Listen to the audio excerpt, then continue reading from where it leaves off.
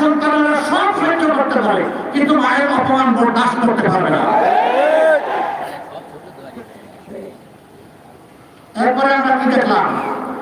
চূড়ান্ত মুহূর্তে 4 তারিখ অনেক মা সরাসরি রাস্তায় নেমে এসেছে, পানীয় খাবার দেওয়ার জন্য, সরাসরি প্রতিবাদ এবং লড়াই করার জন্য।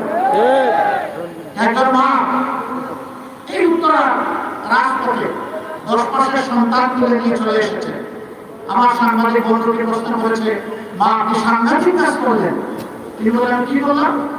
ওই যে অবশ্যই শিশুকে নিয়ে আপনি এখানে এসেছেন কেন? মুহুর্মুহ গুলি একের পর এক লাশ করছে, আপনি কেন এখানে এসেছেন? তিনি বললেন, আমি কি জন্য এসেছি জানতে চান? আমি এসেছি শহীদ হওয়ার জন্য। সন্তান আমার একটা নয়। আজকে বাংলাদেশের প্রত্যেকটি রাজপথে